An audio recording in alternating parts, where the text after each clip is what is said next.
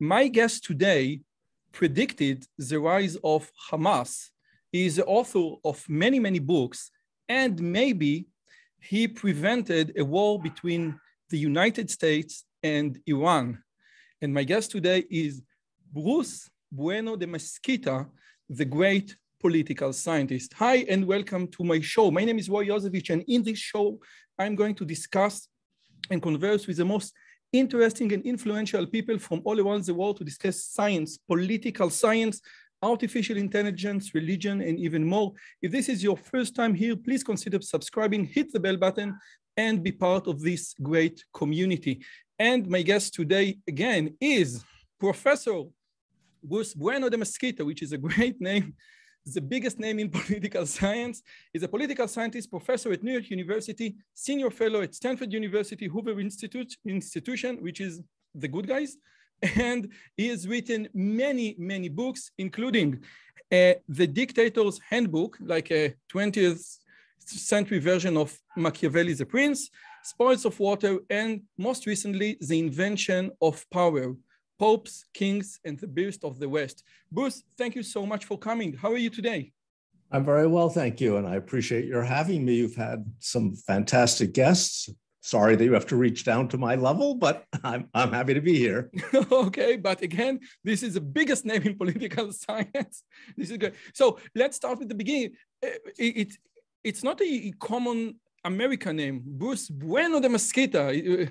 What is the origin of this very interesting name? So during the, this is going to be a longer answer, I'm sure, that you want, but during the Spanish Inquisition, my family was living in Cordoba in Spain. And as best as we can tell, there's a certain amount of speculation here.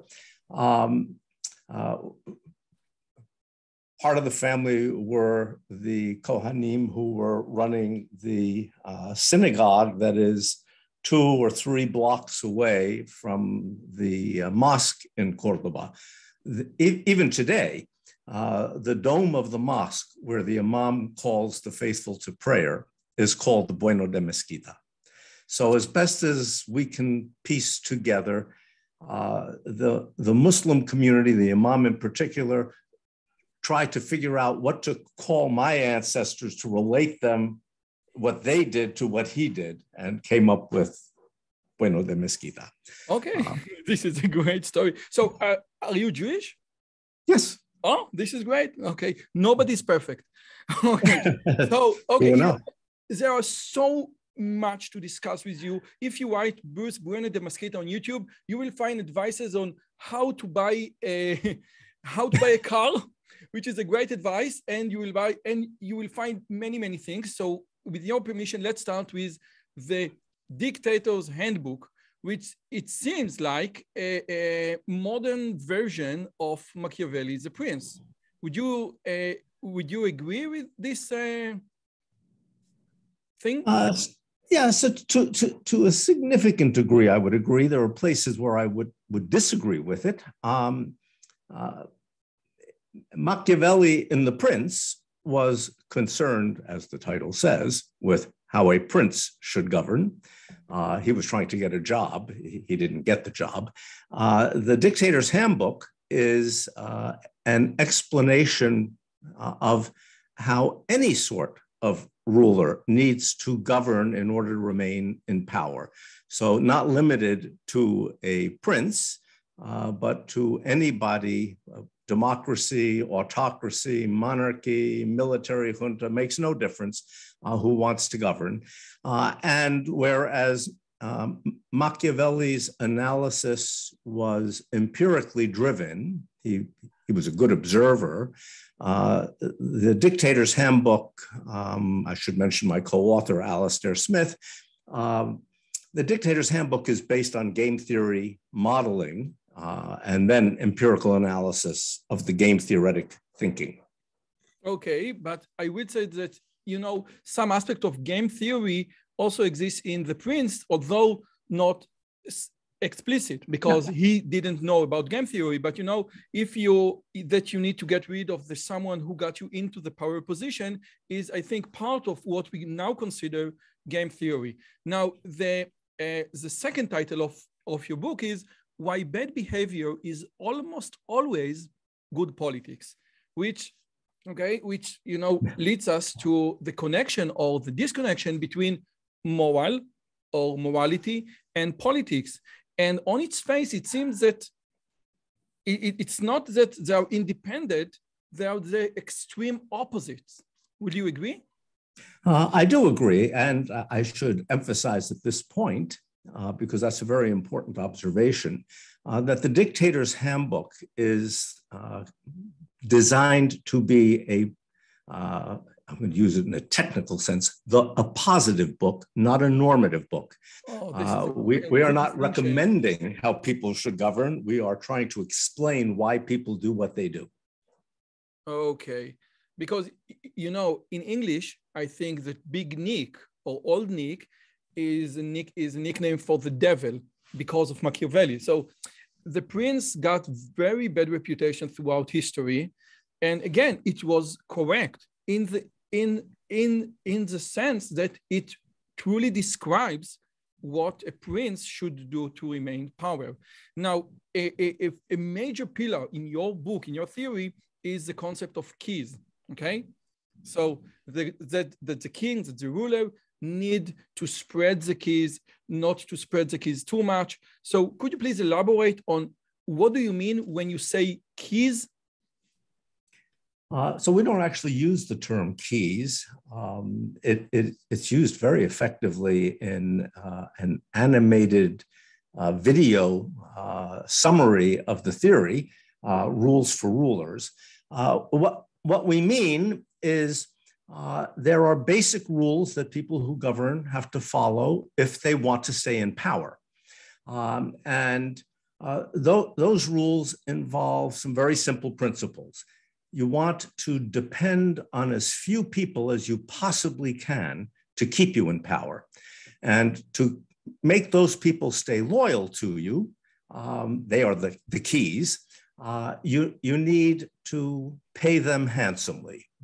They need to believe that they cannot do better backing somebody else. You want to pick those essential people from as big a pool of possible replacements as possible, so that they each know that if they don't do exactly what you want, you can get somebody else who will get the nice benefits of being your backer, and they can be tossed aside. So they know there's a risk that they can be thrown out. You want to tax as much as possible the people whose support you don't need to keep you impossible, as much as possible, meaning up to the limit just before they would revolt, because it becomes worthwhile to revolt. And you don't want to spend the money that you need to keep the keys loyal, instead on the general public. You might be civic-minded with the money that's left over, your discretionary pot. You might want to steal it, or you might want to spend it on good public policy, and you might have good ideas about what that is. You might have bad ideas.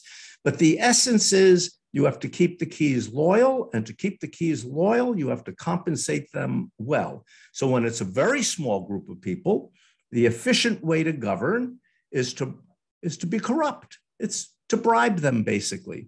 And when the group gets to be much larger, it's just too expensive to bribe a lot of people. So instead, you have to produce effective public policy, and that makes it essentially a race with competitors over ideas. And so you wind up losing power quickly.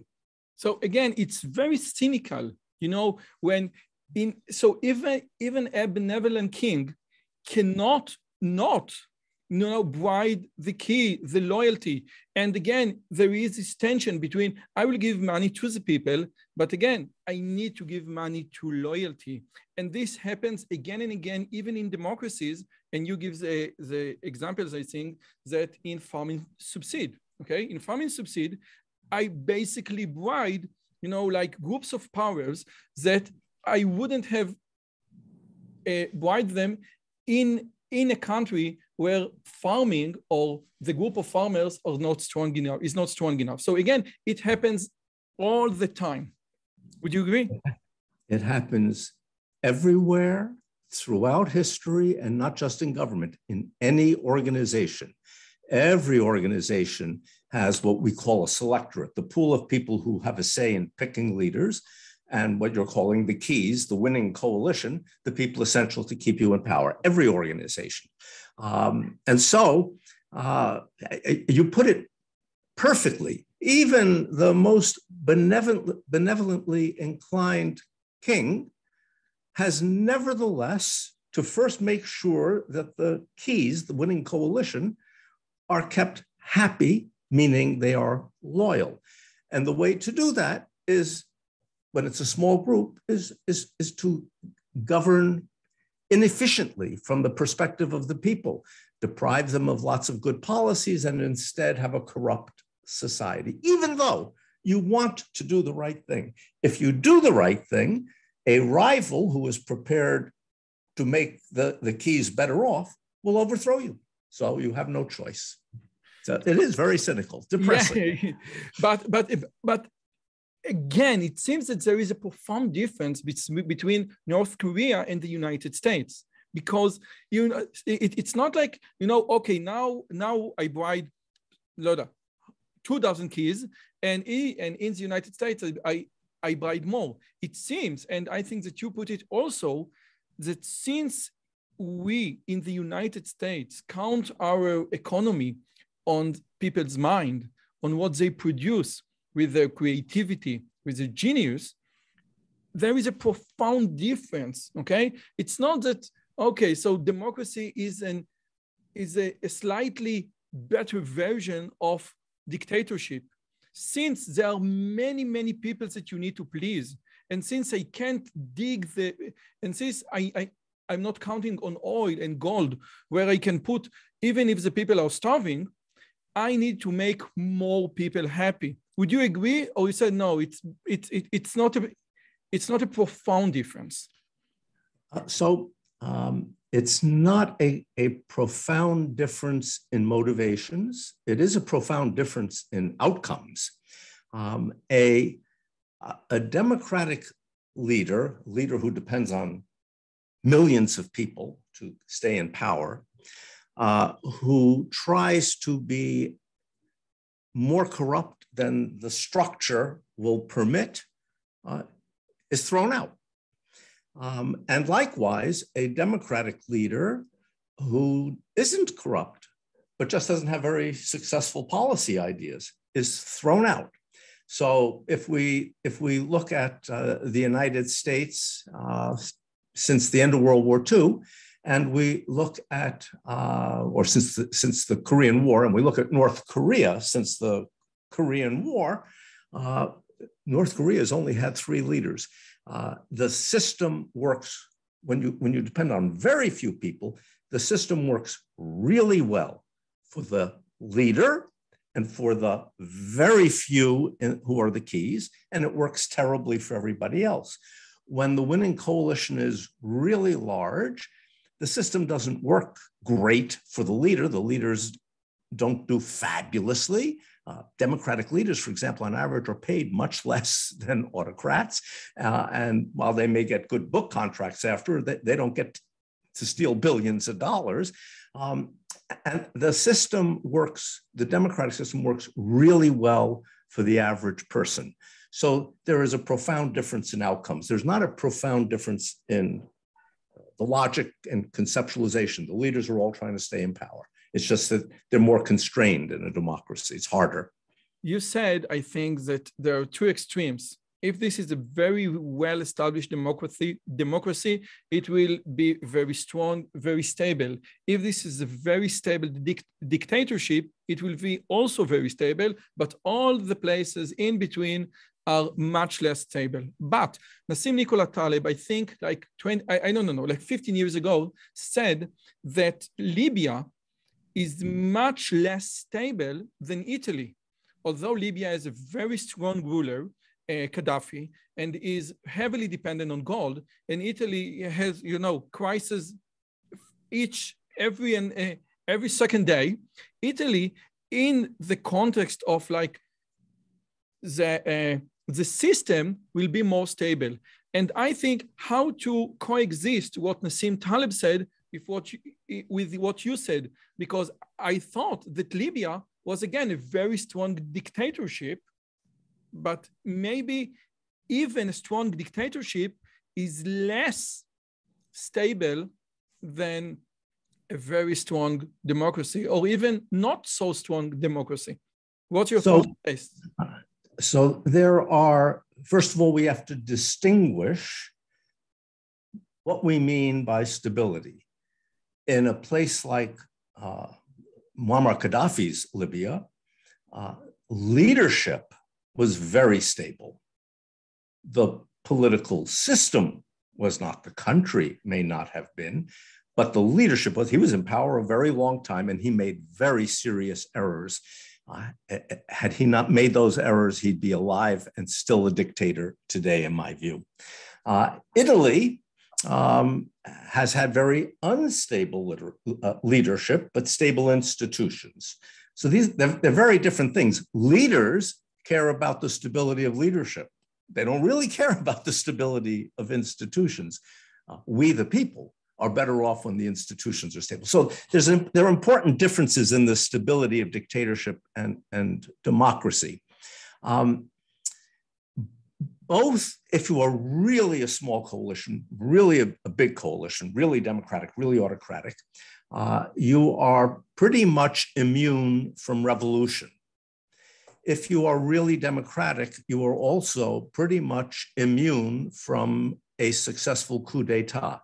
But if you are a really dictatorial regime, you have good methods available to avoid coup d'etat, but you're not immune from it. So the instability in extreme dictatorships, if there is to be instability, it comes from within the inner circle. I don't know if you want me to get a little technical. The explanation of why democracy and why extreme autocracy are more stable is pretty straightforward. So if you look at my fingers, and the smallest winning coalition is over here, and the biggest is horizontally over here. And this is how well off each member of the coalition is. Okay. When the coalition is really, really small, the individual members are getting lots of benefits.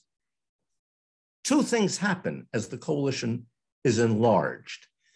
The share of the quantity of private benefits is shrinking to the individual because that's be shared among more people. So their welfare is dropping. But to stay in power, the leader has to spend more of the revenue to keep the keys, the coalition, loyal.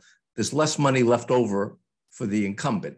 So the welfare is dropping, but eventually that expanded pie of money means the function turns up.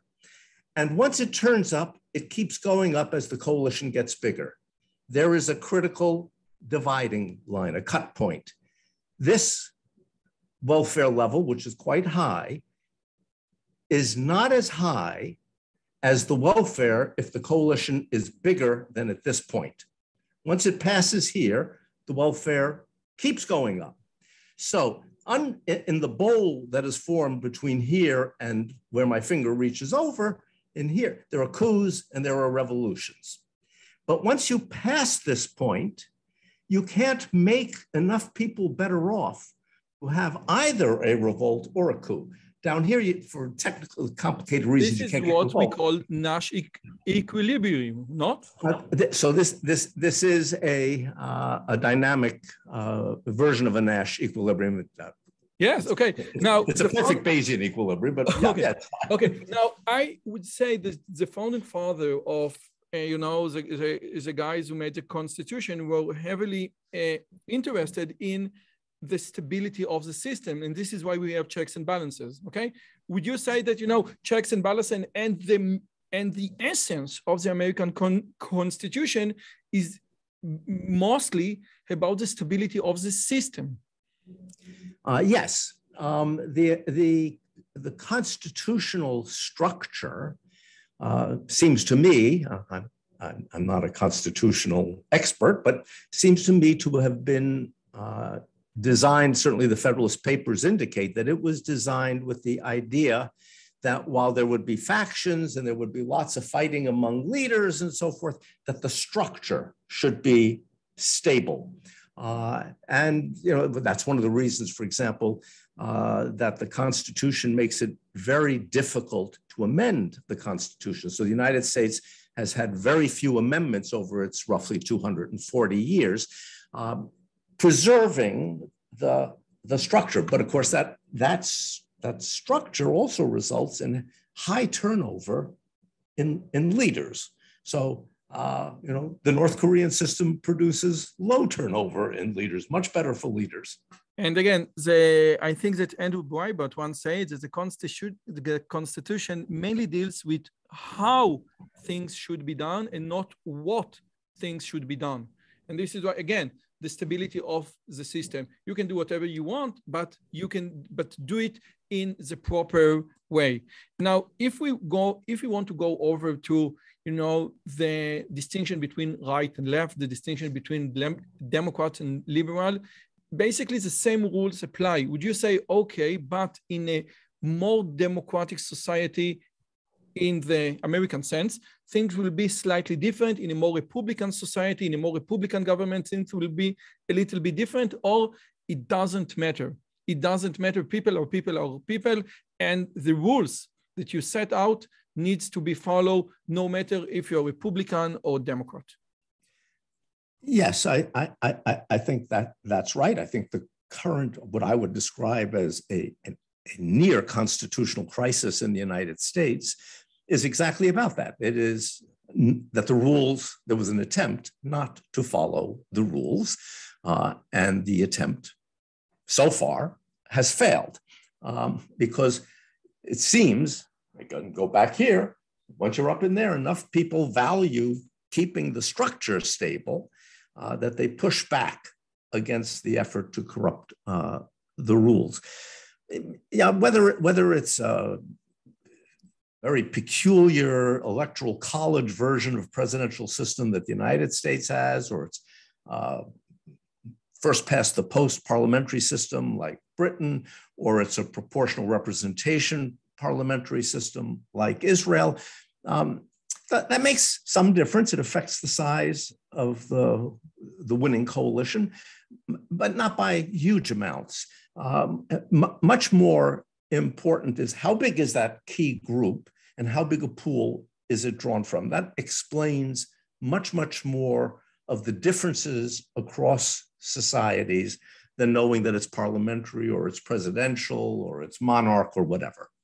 Many people think that, that King John-il is very stupid because they say, if I would have been the ruler of North Korea, I would sign, contract with the United States and free my people.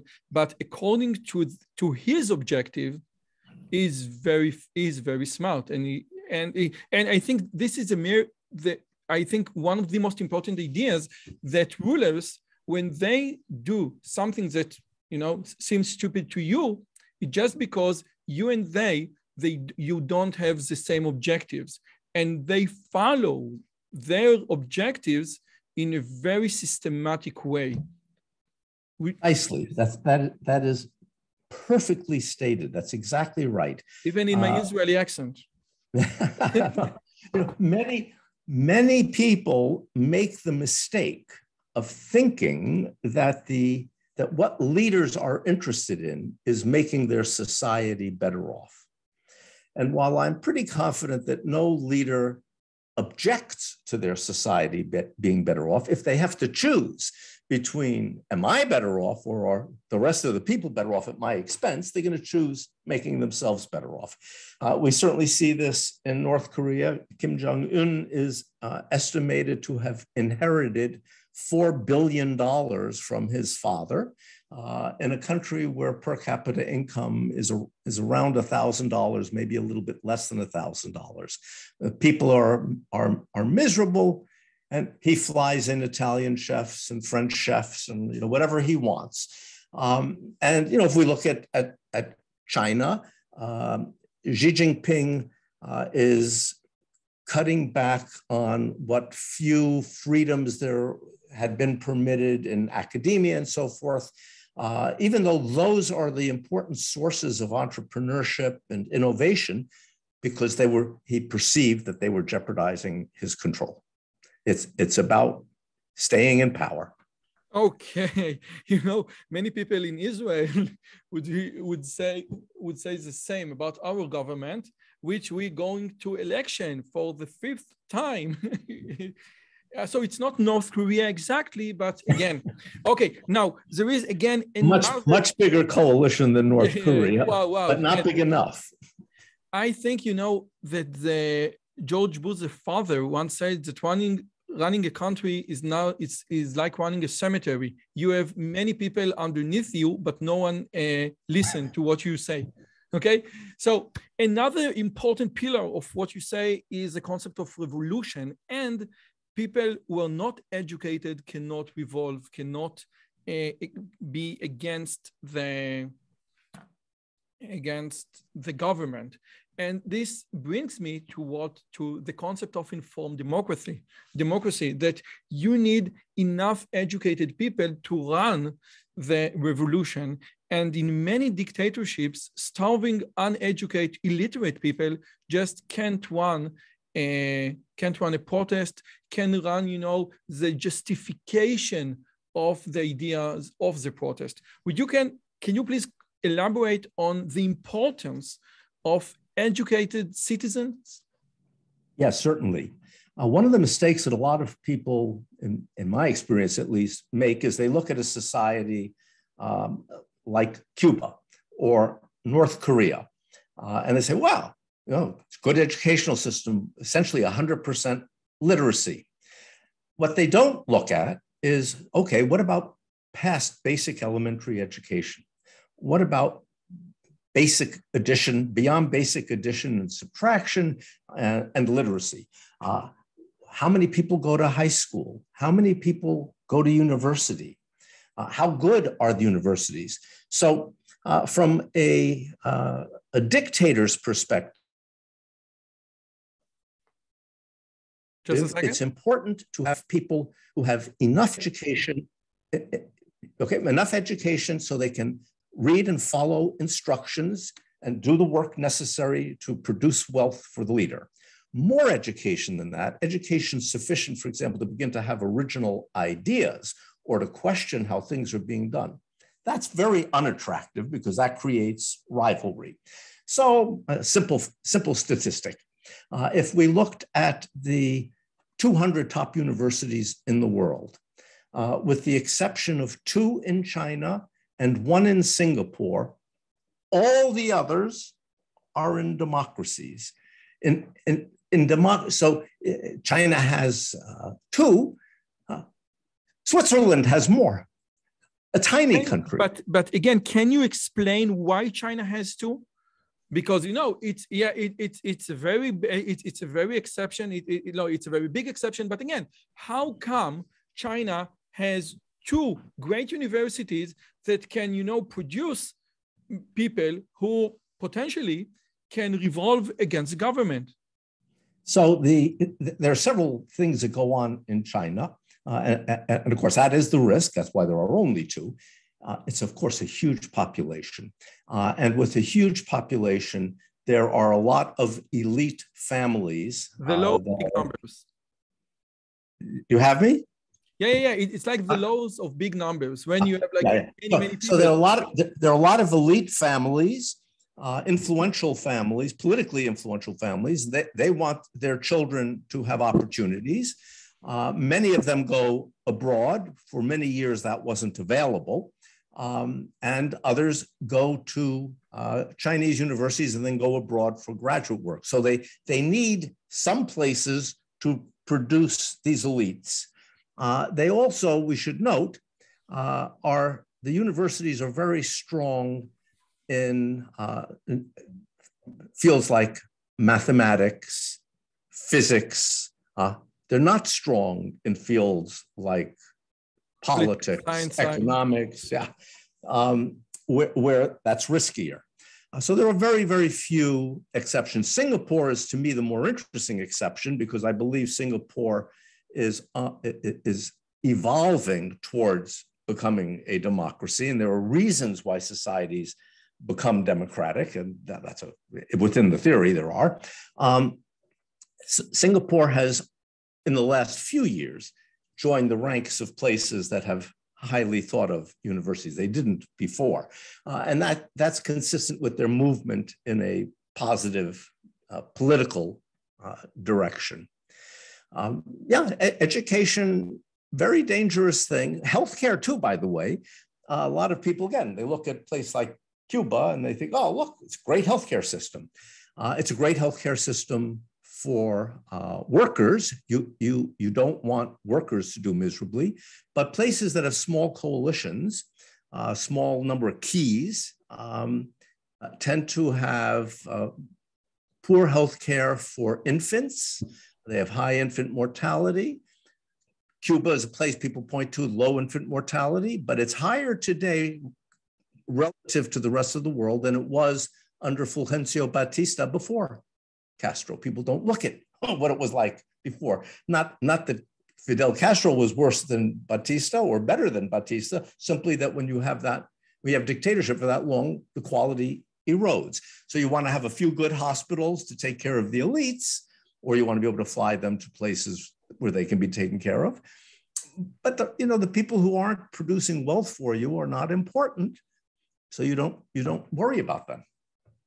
So it is so true. I want to quote something. This is my first book about, and it's called Rosh Gadol in Hebrew. It's like think big.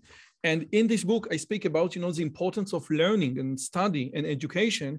And I quote from Himmler's diary in 1940. And he wanted to make the Poland a nation of slaves. How you can enslave a big nation? So he said the pure and simple objectives of the Polish schools is to teach them simple arithmetics, no computations above the number 500.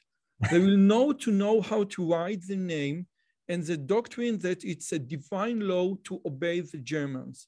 I don't think reading is a good thing for them. And again, this is how you make a nation of astronomers and philosophers, how you enslave them with education or with the lack of education. And after all, in the just a second. 3. And I will say even another thing, when God speaks about the promised land, about the Holy Land, he said that in this land, you will find bronze and iron. It doesn't say gold and diamond, because again, if you dig gold and diamond out of the land, this is like a very good recipe towards dictatorship. But if you dig bronze and iron, you need to count on the creativity and genius of the people. So this is part of why we don't have gold and diamond in Israel.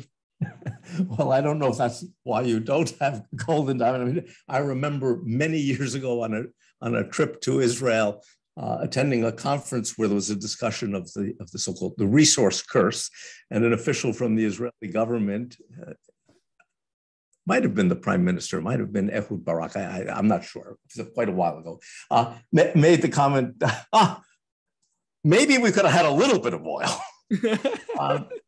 And in fact, you do now. One of the interesting things to observe, to go back to Muammar Gaddafi, what were some of the mistakes he made? So he was running a petrostate. He didn't need an educated population to generate wealth. He could import petroleum engineers from overseas companies. They could bring the oil out of the ground and he could get rich. Over the final decade of his rule, he raised the education levels in Libya to be second in the region only to Israel. Big mistake. And he began, because he wanted to win favor from the West, he stopped torturing people. Big mistake. Big mistake. He was inviting opposition, and he got it. Yeah. So again, so the idea of a benevolent dictator is oxymoron. If you're going to be a good dictator, someone will replace you eventually. And this is just the law of life, the law of nature. It has nothing to do with what your aspirations, with a group of people, just mere logic. And this brings me to the next topic that I want to discuss with you. Before you leave, I Yes. wanted to make one very small adjustment to what you just said, because what you said is correct up to a limit. The limit is that when you're a dictator, lots of the government, lots of the society's revenue is money that you can decide how to spend. It's at your discretion. You've taken care of the coalition, and the rest of the money, it's up to you. And dictators come in three flavors. They come in the flavor of kleptocrats, thieves, who, this is why secret bank accounts exist. So they have a place to stash the money. But they also come in the flavor of people who intend to be civic-minded. And among those who intend to be civic-minded, not with the money that is necessary to keep the coalition loyal, but with their personal money. They may be civic-minded, and then they come in two varieties, dumb and smart. So, they might have really bad ideas about how to use that money. Mao Zedong had very bad ideas about how to build the Chinese economy. Kwame Nkrumah had very bad ideas about how to build Ghana's economy, but they might have good ideas. Lee Kuan Yew had good ideas. Deng Xiaoping had good ideas, but it's with the money that they could take. It's not with the money they need to keep them in power. That's the minor adjustment. But again, if I want, Charles Mary in the bell curve said that if you're like in heaven and you need to choose between going with the top two standard deviation, higher IQ or higher socioeconomic status, go with a higher IQ. You said if you need to choose as a citizen, go with a democracy. You are far way better there than in a dictatorship. Absolutely. Okay, now I come from the exact science. I'm trained in computer science, electrical engineering. And in my discipline, a law always works. Always. Gravity always works. It's not, okay, sometimes it doesn't, okay? But in the social science, you have aggregate laws. On most part, sometimes yes, sometimes no. And many people in like the discipline of history could look at the exact same facts, the exact same documents, the exact same world data, and comes to very, very different opposite conclusions. Now, you said in your many lectures that you can apply logic, the laws of logic that we use in physics and math to predict many things in the political science. And you give examples that I will cover, like in Israel and Iran. But I think that this is too much to ask. This is an aggregate law. So what is, in your opinion, the distinction between the predictions that you do, that you make, that count on, that has a much bigger dimension of noise and uncertainty than my predictions that always work? So you started, in my opinion, with a slightly incorrect premise, which is that for some reason unknown, the laws of physics always work, which of course, by the way, is not true.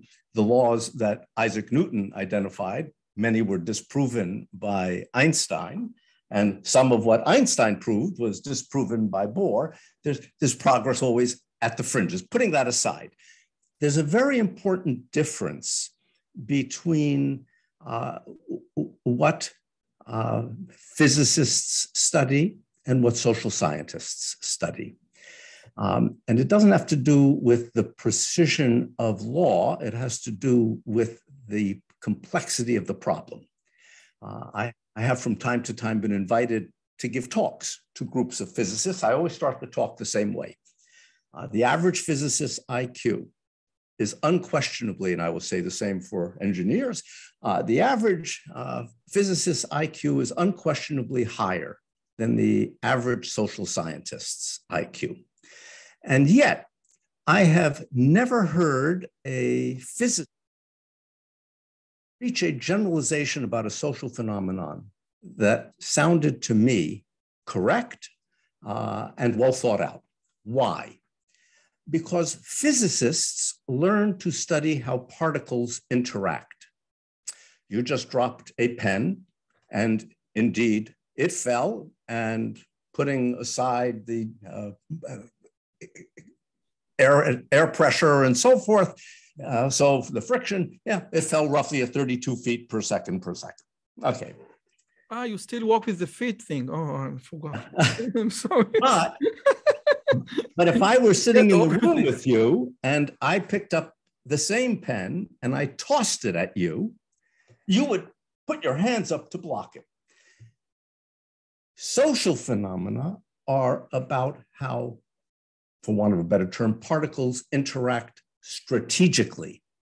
Physics is much simpler. It's about how particles interact. Two particles crash into each other, and there's a consequence. Neither particle prepared for the crash.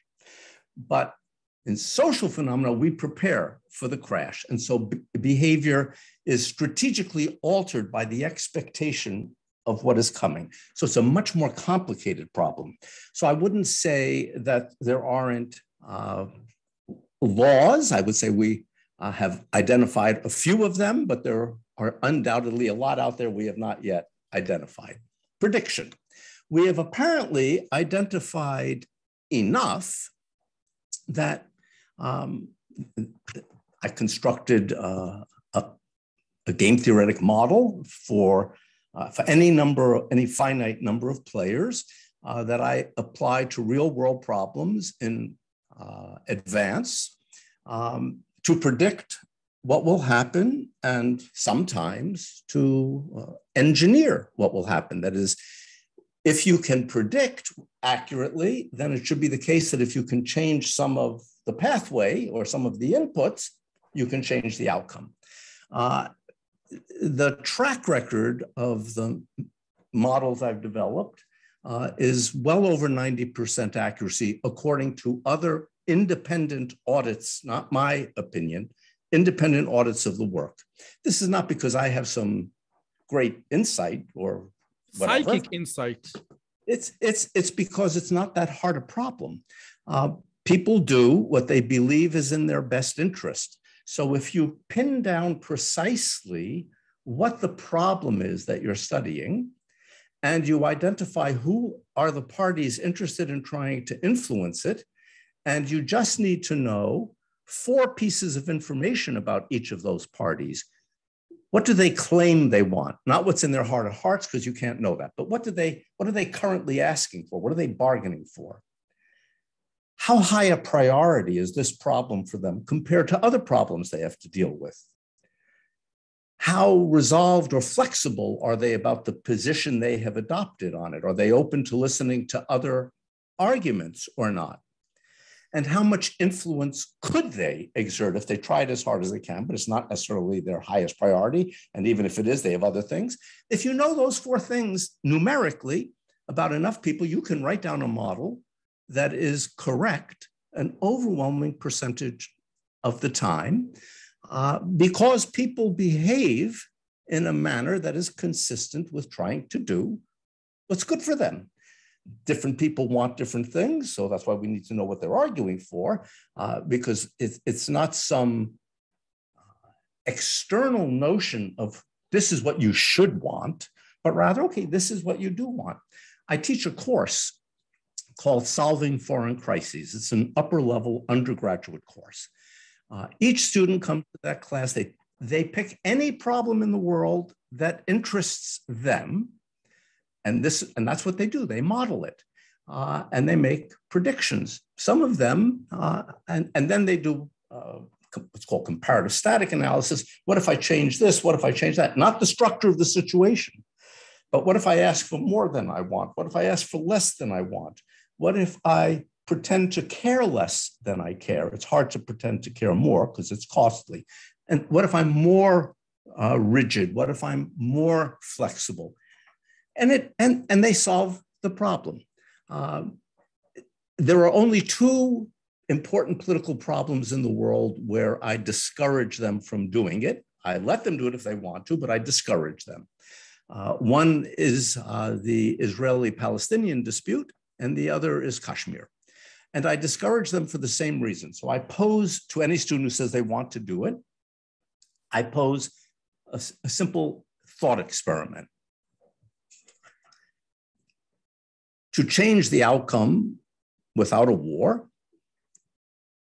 you need to be able to at least imagine a change from the status quo that would be better for the Israeli leadership and better for the Palestinian leadership.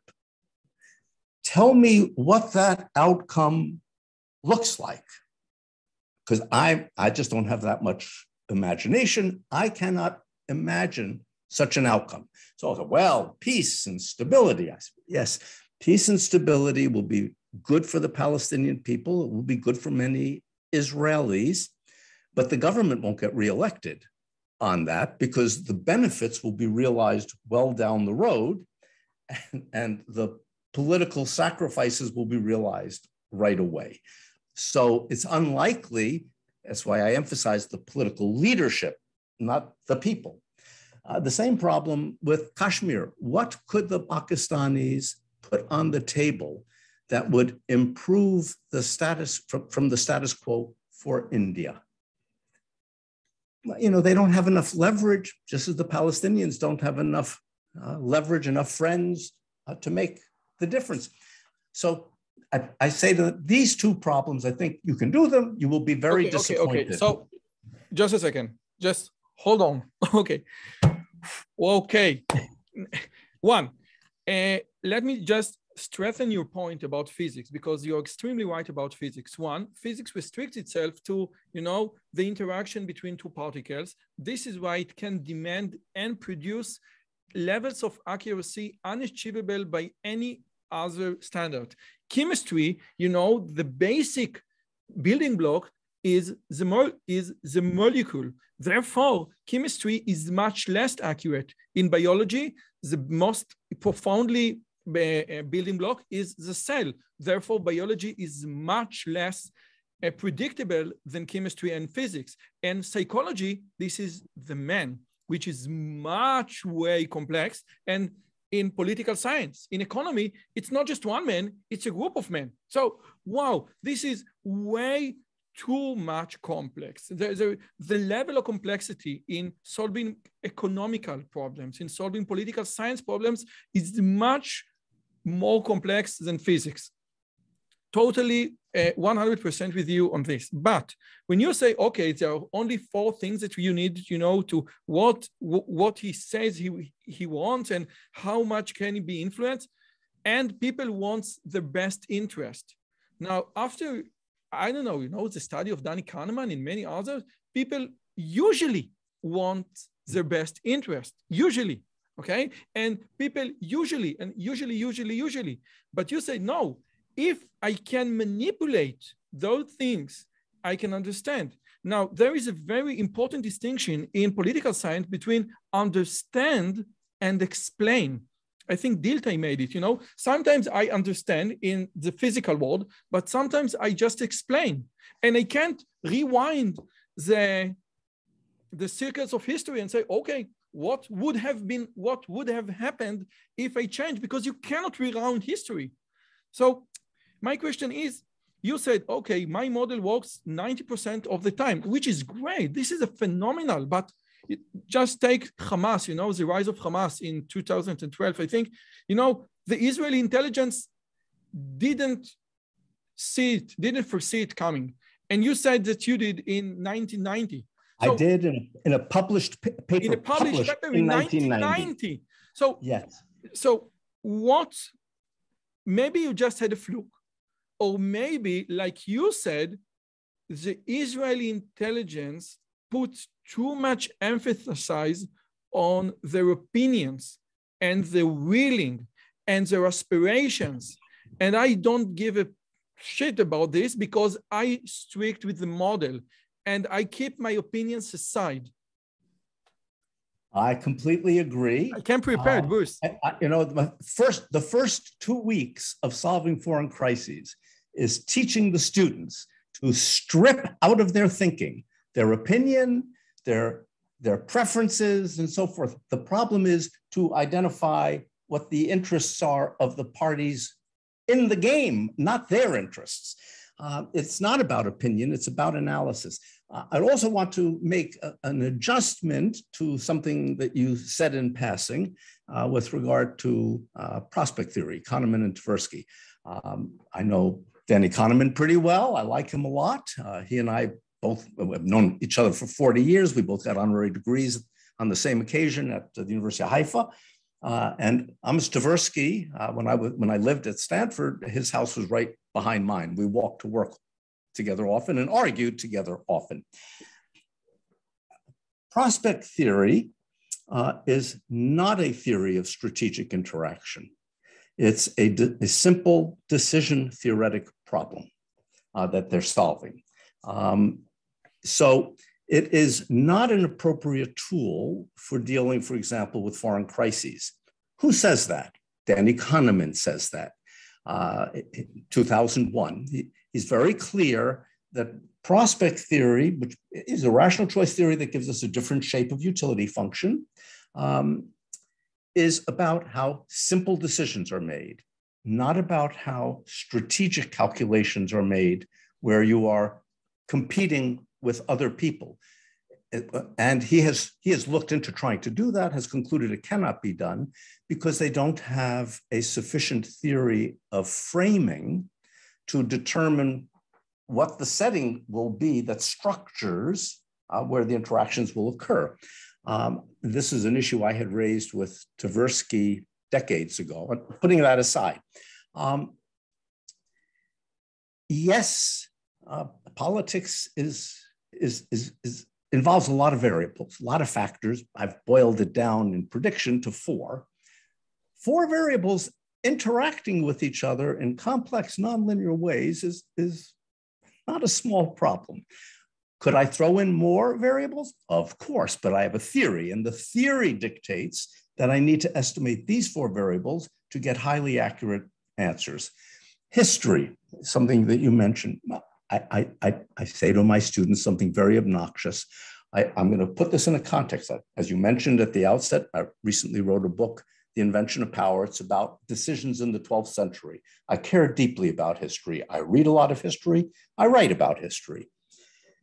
History is not particularly informative or important in solving, for example, foreign policy problems. Why not? So I'm going to use a simple analogy. If you play chess, do you play chess? I just started. Okay, excellent. I just started. Excellent. It's a wonderful game. This is an opening. If you walk in on 2 people playing chess, you're not playing, and they've made several moves. You look at the board, and it's black's move. The thing that you are likely to be thinking about is what is the best move for black to make.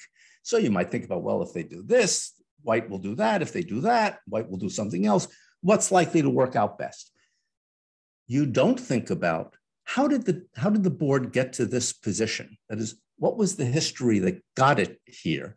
Because solving the game from that point cannot be solved. You cannot go back and undo what's been done. So the question that you are posing in your mind is, from this point forward, what are the optimal moves to make? Just a second. This is a great idea. Just a second. This is like, just hold on. This is a great idea. Just a second. This is it's a brilliant idea, but now do it slowly. Okay, I can't go backwards, but there is no data, no importance in what have been in the past, even in the context of chess. No, I didn't say that. I said something very much more careful than that. Go slowly because it's a very important idea. So history will have shaped what each of the players in a strategic problem, what they want, how much they care about it, how high a priority it is. It may have shaped their position that makes them more or less influential. It may have shaped all of the variables I care about. Other things may have shaped those things also. My concern in thinking forward to how the problem gets solved is what are the values of those variables, not what gave them their values, because it turns out knowing what gave them their values, at least in the analysis that I do, in the modeling that I do, doesn't alter the answer. If you know the values, you get an accurate answer. Because you account on the Markov assumption that giving the present, the past, and the future are independent. But this is only an assumption. I teach also the Markov assumption, and I teach my students, guys, this is only an assumption. I'm a religious person. I hope in God that the Markov assumption stays correct, but I don't know whether the Markov assumption is correct. Giving the present, the past, and the future are independent. But this is only an assumption. You assume that.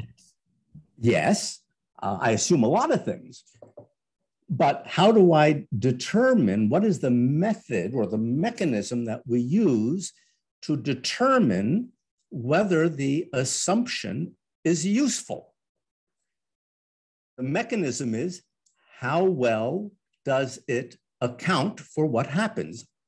So since there's a theory that is about causal motivators of behavior, it is providing an explanation and it is providing a prediction. It is true that you can predict without explanation, but and having an explanation doesn't guarantee prediction, but it's really helpful to have an explanation to get prediction. So we make assumptions. I assume that people are rational. I assume they're self-interested. I assume that whatever the values are is what matters. It doesn't matter how they got there. That's all correct. The test of whether the assumptions are sufficient is two things. How well does it explain what we're trying to explain? And is there some alternative theory that we have that explains it better?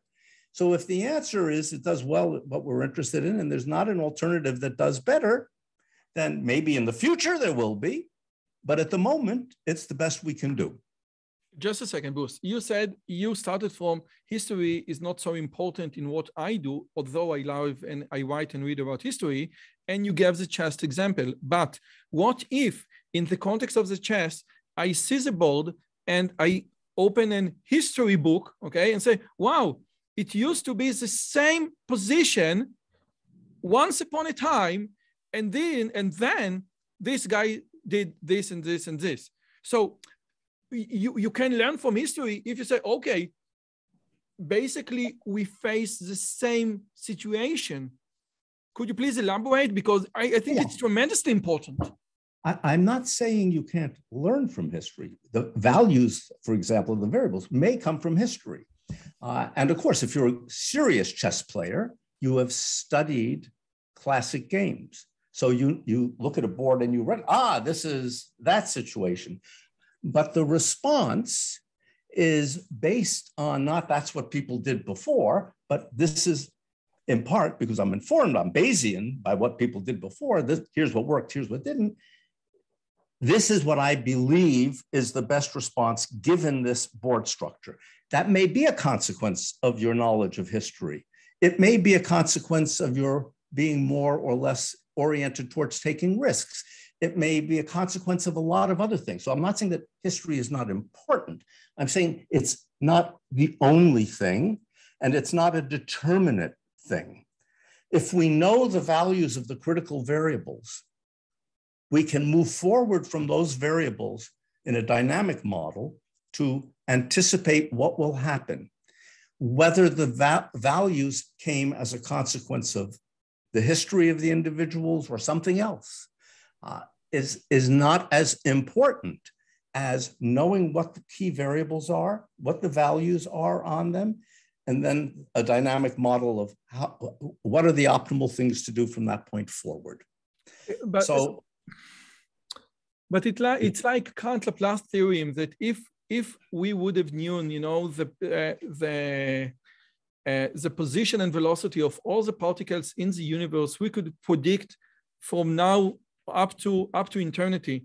But you somehow dismiss or ignore the idea of noise, of inherent noise in the system. Because if I can, you know, this is a dynamic model, and I put, you know, my equations or my variables in the model, in the equation, and I run the model.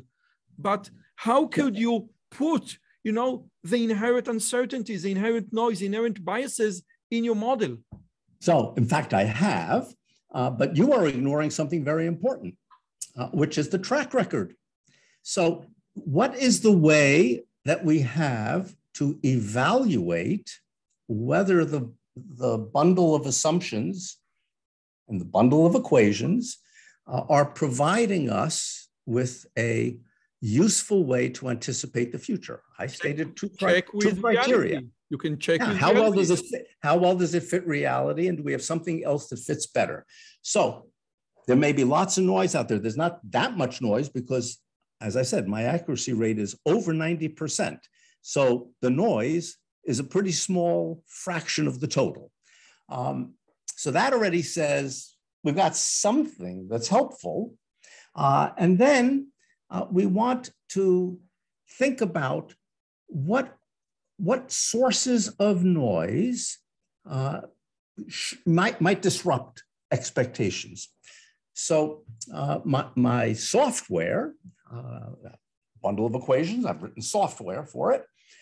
My software allows me to randomly shock any or all of the variables. I can, in the software, I can set a probability for any of the variables or all of the variables that they will be randomly altered. And I can set a range within which that shock occurs. That is trying to get at the idea that there's measurement error, there are other sources of error. We want to know how robust is the prediction. So then we can run 1,000 simulations, starting with the original data and randomly shocking, and we get a distribution around the original prediction, and we can compute equivalent of a confidence interval around that. And so we can talk about, well, this prediction we're really confident in. All these random shocks have made very little difference. This prediction we're much more uncertain about. The random shocks have produced a wide range of outcomes with high probability. I did that by it's like a chaos theory when, you know, slight changes in the, you know, in the starting point produce big changes. You say this is not such a good prediction. But if slight changes produce in the outset, produce slight changes in the prediction, we say, okay, this is a stable prediction. So it is more likely to be the truth. Yeah, you create a, again, be a little technical, you create a density function around the initial prediction. How big an earthquake does it take to say, wow, I don't trust this prediction? If it doesn't take much of an earthquake, you'd be pretty confident in it. I did a paper, it's a long time ago, at the suggestion of the historian John Gaddis, taking a much earlier version of my forecasting model, a much more primitive model than what I have today. And he said, I should take data that anybody could have known in 1947 and use these random shocks to see how often the model would predict the outcome of the Cold War. So I did a paper on this. 78% of the simulations, the United States peacefully won the Cold War. 11%, they kept going, at least past the time I ran. I ran it out for about 75 years.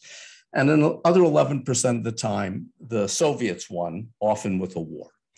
So what it was saying is the seed in 1947 was sufficiently strong that with high probability, but far from certainty, the Cold War would emerge as a success for the West.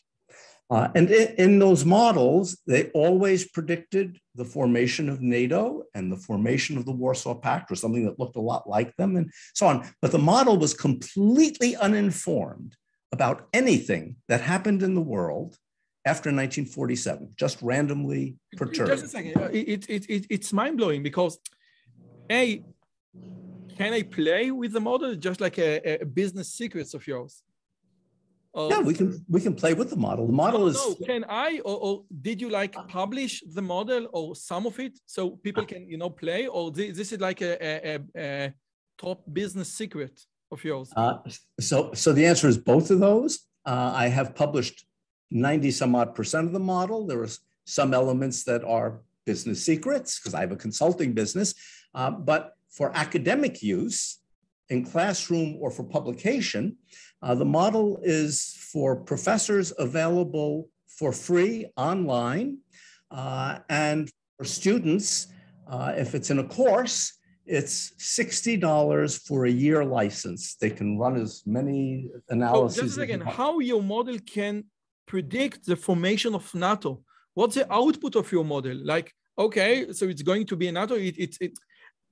As an AI engineer, as an AI professor, I don't know. I'm extremely interested. It's not a GPT-3. It's not you just produce, you inject numbers and the model produce number. So how those numbers translated into the formation of NATO? So the model is showing, using some network analysis, it's showing what coalitions of players are forming. Exactly. Okay. And so what you're seeing is a bundling of states. I think in every NATO, every model, every simulation, there was, it wasn't perfectly NATO, there was slight variations. Belgium, for some reason, often was not in, but pretty much everybody else, there they were. And the Warsaw Pact, almost perfect. So what's happening is the players are, again, it's dynamic. So their positions are shifting through time, and those shifting positions are creating new coalitions.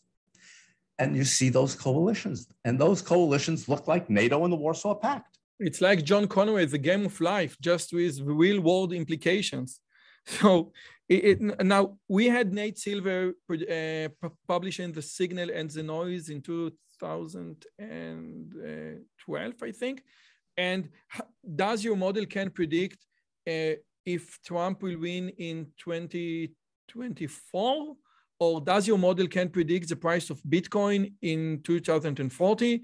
And does your model can predict, the S&P figure, S&P 500 in 6 months? So how, or you just restrict yourself to coalition between parties who have interests and say what they want, and Bitcoin doesn't say what it wants? So I've known Nate Silver since he was an infant. Literally since the day he was born. His father is a political science professor. He's a colleague of mine, Brian Silver. So I leave elections in democracies to Nate. Could my model predict outcomes of democratic elections? The answer is yes, but I as a matter of policy, don't use it to predict democratic elections. I have used it to try to help to shape outcomes in non-democratic elections, but in my consulting life, but not democratic elections. Why? My consulting partner and I both believe that the power of this model is quite substantial, and that it would instruct us on how to manipulate key variables with high probability to shift an outcome. don't feel that that's appropriate in a democracy. That reduces the winning coalition to a very small set. It's a very dangerous thing. So as a matter of policy, I don't do that. But many people say, just a second, Bruce, that you know that the AI industry and Facebook and YouTube and Google are basically doing it, you know, yes, on purpose or purposely. But you know, many people are afraid that the big tech, you know, can steer people towards one objective or another in this very manner. Now, your system is not AI in a way that it is explainable. You can explain the models, you can explain the assumption, you can explain everything. It's not just like a black box AI. Correct, correct. I am well aware that there are many people at many big firms that are engaged in trying to influence these sorts of things. I personally feel it's not, for me, an appropriate thing to do.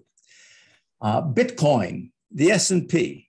So those are more complicated questions. Let me preface my answer with exactly what my model, my forecasting model, is designed to do. It is designed to predict outcomes in situations where there could be a negotiated settlement of a problem, and there could be the use of coercion. So therefore, it is not an appropriate tool for markets.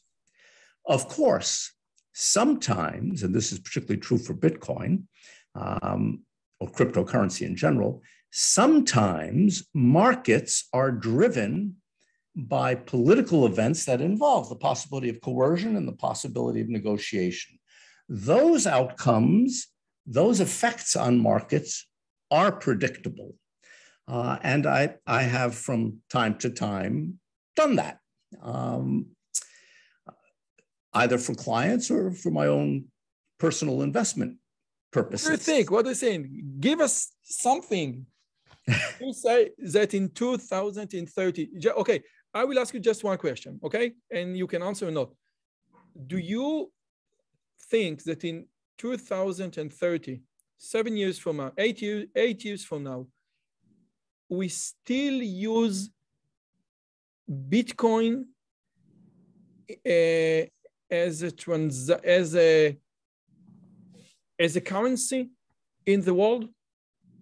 So I'm going to answer your question with absolutely no expertise or knowledge on it. I'm very, very, very careful to note to people, I have no wisdom. I don't make predictions. I have a model that predicts. If I don't feed data into the model and I don't solve the equations, I have no better insight. Oh, so don't. I want the model answer. You said I don't. I don't care about my opinion. I care what the model thinks. I have not modeled the question, but if you wanted to engage my company, we would be happy to model it for you. Okay. So no. Okay. So there is one thing that you must answer me. Okay. What about Israel? Okay. You must answer it because you're Jewish. I'm Jewish. I'm part of Israel, and Israel is a very big conflict. Okay. Now we have the inner politics in Israel, but it's much less interesting than the outer politics. You know, Palestine. You know, we have peace with the Emirates now. What do you think? And you must have put some of what Israel is now doing into your model because you wrote the 1990 paper about Israel where you predicted the rise of Hamas. Yes. What do you think? Or again, what's your model think? And in that paper also the emergence of the semi-autonomous Palestinian Authority. So, but this was in 1990. Now we are 2022.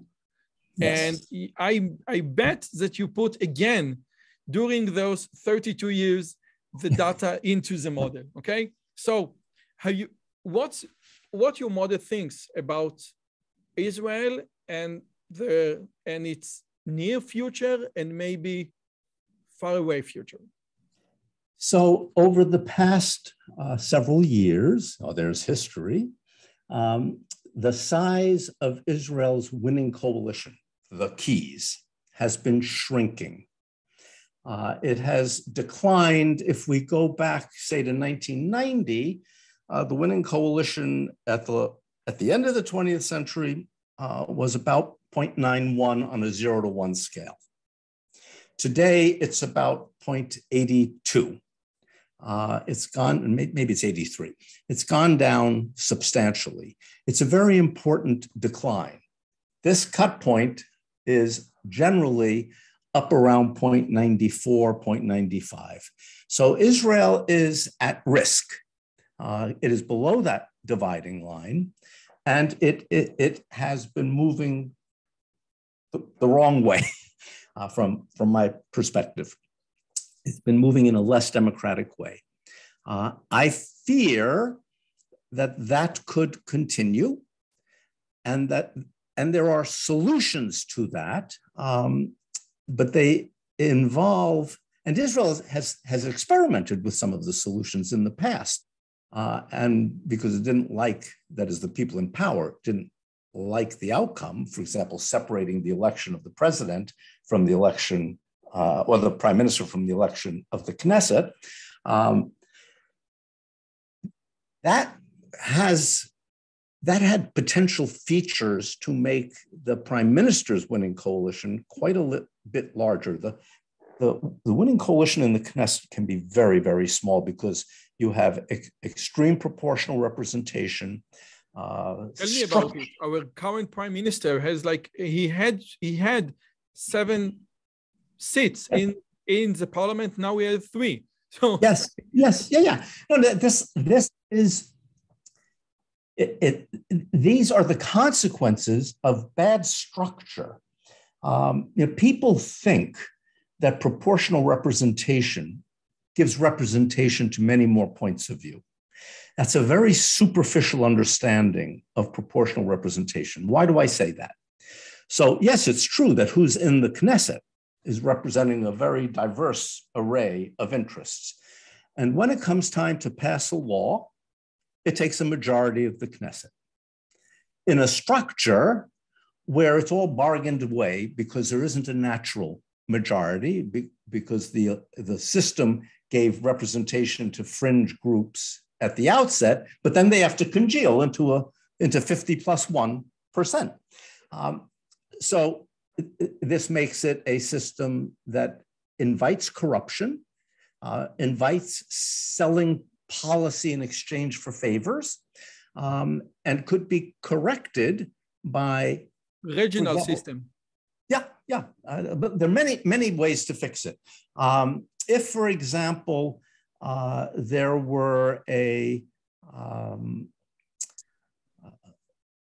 regional elections, you're too small really for regional elections, it was sort of in the German design, that proportional, also, in many ways, the German and the Israeli proportional representation systems are very similar, except that they're voting at the Länder level, not nationally. That produces a bigger coalition. So, there are a lot of things that could be done. But I'm concerned that for both policy reasons and structural reasons, Israel is on a potentially dangerous path with regard to democracy.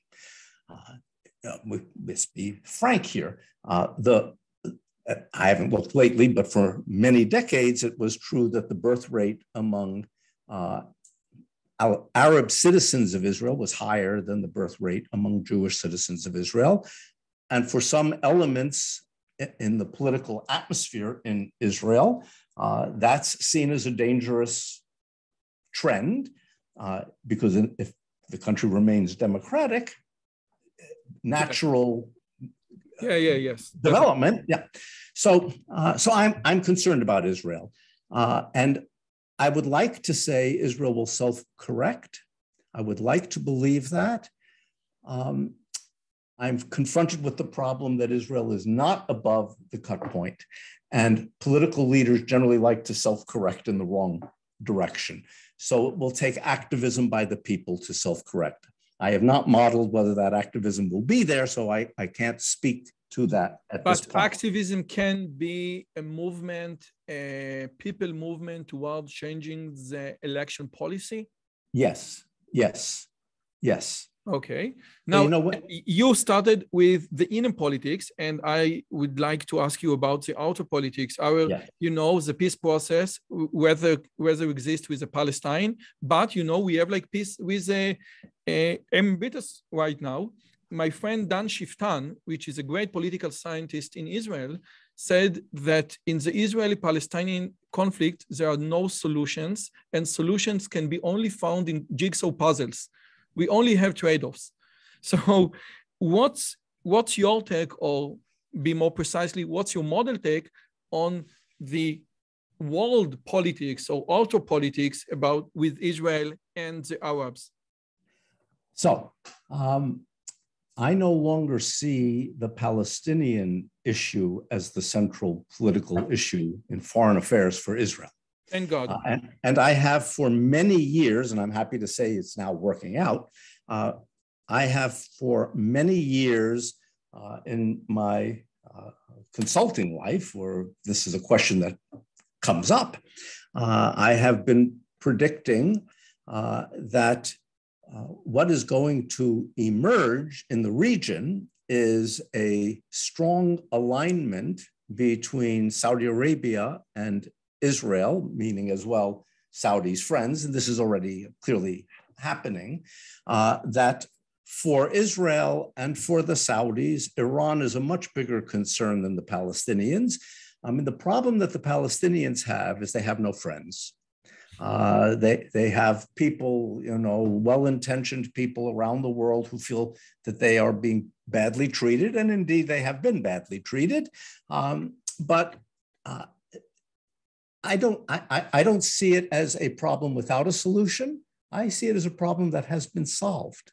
Israel has, so to speak, again, I say this as a positivist, not a normative statement. Israel has won that battle. They lost the propaganda war, but Israel won the battle on the ground.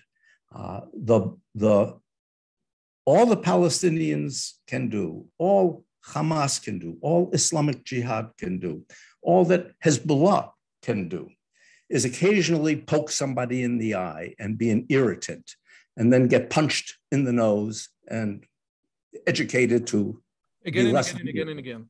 Yeah, but they can't do anything substantial.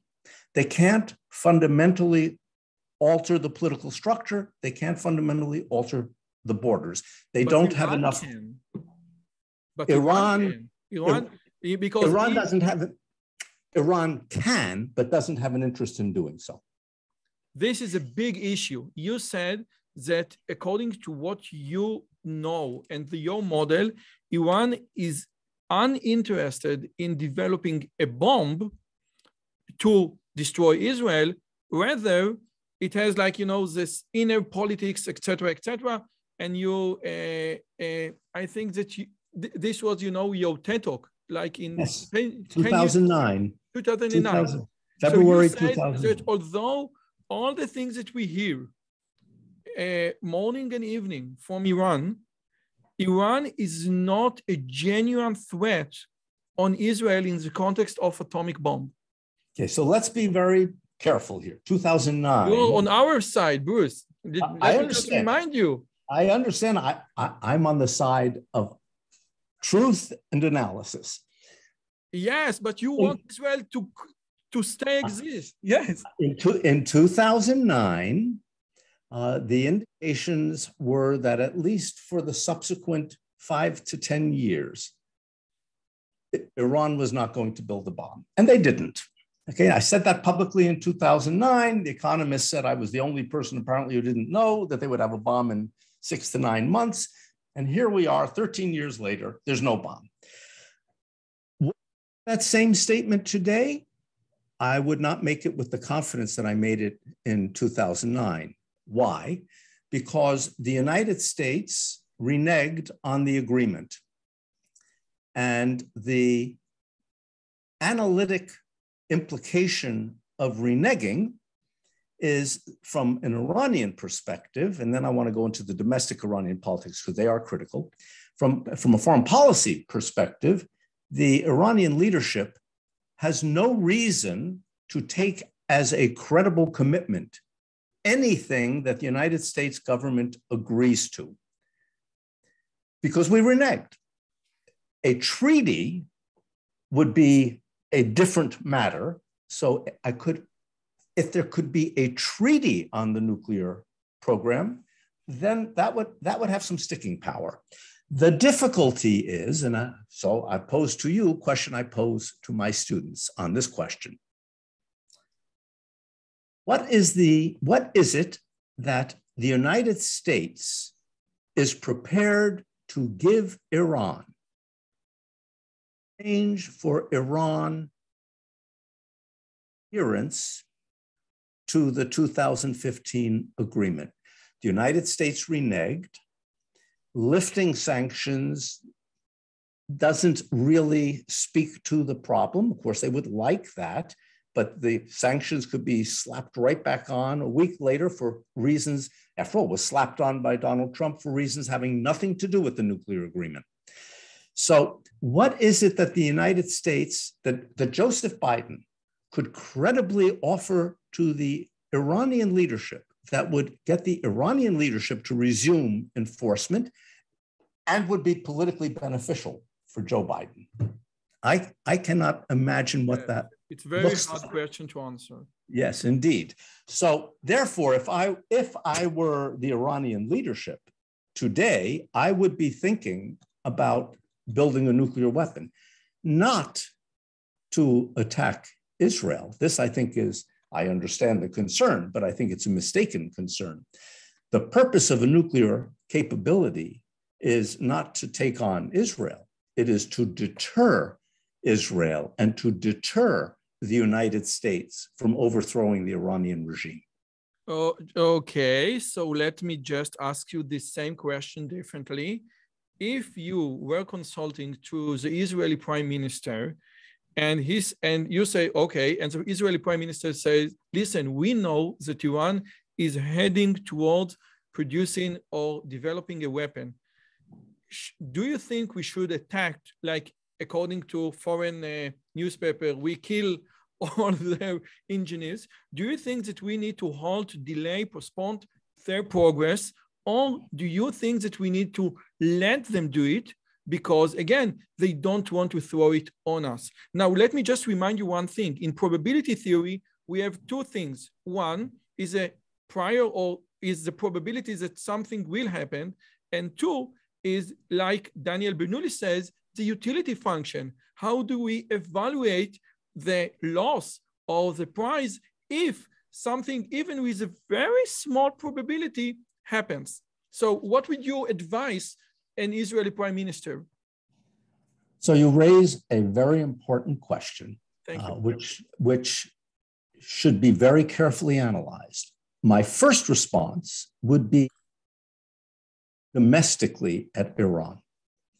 And what do I see? And by the way, the foreign policy community, from the time that they claimed Iran was building a nuclear weapon in the early 2000s to the present, thinks it's strictly a foreign policy question.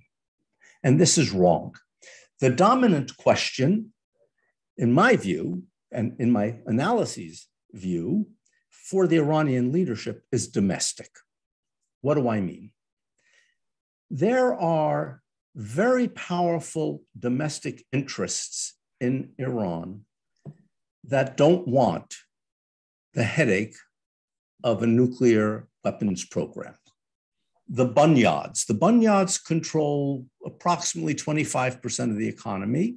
They were created under the Shah. They persist under the theocracy. They are exempt from taxes, and they are exempt from being charged with corruption. They manage the money of the Ayatollahs. This is great thing. They manage the money of the Ayatollahs and of the Revolutionary Guard. Okay. For them, and of course they get a piece of the action. Their welfare depends on a good economy. And the nuclear program makes it hard to have a good economy. The petroleum industry has the same concerns. The the bazaris, the local merchants, the bankers also have the same concerns. These are powerful political influences in Iran. The Qum clerics also have, the so-called quietists have similar concerns. So the result in 2009 and the results in the analyses I've done along the way since then always point to the same thing. There are significant, very powerful figures in the Iran hierarchy who would like to develop, who think it would be prudent to develop a nuclear capability. But every time they move significantly, try to move significantly in that direction, they get enormous political pushback at home. What did the sanctions regime of the West do? The sanctions regime rallied these interest groups around their government, made the opposition less strong, less strident. So in that sense, I would want to analyze this. I wouldn't want to advise a government on such a serious matter just from the logic. I want to analyze. But to me, the message is, yes, if you step back, let the domestic interests exert their efforts against the regime, you're less likely to see a nuclear weapon than if outside pressure is applied that then weakens the opposition by having them rally around the Iranian flag. That's what happened. It delayed, in the analysis I did in 2009, what that showed is it delayed the sanction regime. The prediction was it would delay Iran coming to the table by 2 years. So, wow, this is a hard question again, because I think the same domestic pressures in Iran are, heading towards peace with Israel. We can go into Iran. We can have like Iranian tourism, and we have many Jewish Iranians who would like to visit there. But it seems, I can't say right now with you, because it seems that they don't apply logic, or, they don't want to maximize the economic value for them. So it's let's go back to what you yourself said earlier, correctly. What is Khamenei concerned about? He's not concerned about economic productivity. He's not concerned about all that. He's concerned about Khamenei. What's good for him? He's still in power. I mean, Khamenei died on June 6th, 1989. So 33 years ago. Khamenei has been in power for 33. It's been working really well for him. Yes. Wow. And, if we look across the board, we see that the actions that have been taken for the benefit of those at the top and their inner circle. The difficulty for the Iranians is, while it's a petro economy, it's a more diverse petro economy than many. And the petroleum industry is hurt by sanctions. The petroleum industry, the interest is have civilian nuclear energy. They have energy shortages because, of course, they export as much of the oil as they can. So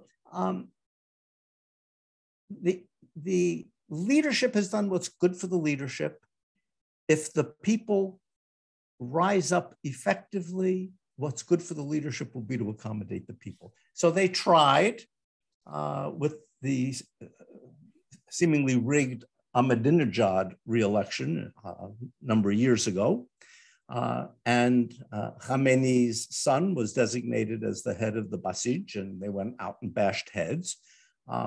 Bashing heads is costly business. So if you have enough people taking to the streets, that stops working. It is sad to say, part of what my analysis indicates is that extra-legal killing and torture are effective at keeping petty dictators in power. Maybe he read the Dictator's Handbook. They don't need to read it. They intuitively understand But as it happens, they have been interested in translating it into Farsi. Bruce, do you understand that your beautiful logic regarding Iran and Israel sounds better to an American ear than to an Israeli ear? Can you understand? Of course I understand that. Let me say something brutally frank. Terribly concerned with whether it sounds good to the listener, because I am not in the business of persuading people that I am right. What I am hoping the business I'm in is doing science. And what I urge people to do, of course, for those who have the capability, I urge them to read the mathematics behind the theory. But for those who don't read math, I urge them to read the verbiage and evaluate for themselves where they think it's wrong and go out and see whether the evidence supports their beliefs. So let me phrase it differently. Your beautiful logic sounds better to the American government than to the Israeli government. And again, this is due to the utility function. Then, although what you say is absolutely correct, the probability and everything is great, but the tiny fraction probability that it could lead to an atomic bomb or an atomic weapon on Israel or attacked in Israel has tremendous implications on Israel, much more than the US. Missing a very important element in the logic that I applied. The probability of a nuclear attack, if Israel does nothing, is lower, the expected utility is therefore lower than if Israel takes action. That was the claim. The claim was that the domestic audience in Iran is more likely to subdue its government than the Israelis are. And so the comparison always has to be, if I do X, what's the Okay, I got you. And if I do Y. I got you, because... By the way, without being specific, I will simply observe that I have in the past, on occasion, had the pleasure of advising your government. It seems that you are well informed with our system. Now, wow, listen, you just blew my mind. It was one of the most interesting and inspiring conversations I've ever had in this channel. So first, thank you so much. Let me just conclude with what Ben-Gurion said, that in Israel, in order to be rationalist, you must believe in miracles. So I hope that miracles will serve us this time also. Bruce, thank you so much. We didn't have the chance to speak of your latest book, The Invention of Powers, and the Invention of Power, and I will be delighted to bring you back. Thank you so much. It will be a pleasure. Thank you. One hell of a conversation. Thank you so much. Thank you. Okay, bye-bye. Okay, this was Bruce Bueno de Mesquita. Thank you so much. And again, if you have been with me so far, so I must tell you, we have a community. We have a YouTube community. You can join us on the Telegram channel. You can join us on the YouTube channel. You can invite me to give speeches and talks through all around the world. If you want, please just email me, and you have my email in the description in the YouTube video. Guys, thank you. I will meet you in the next talk.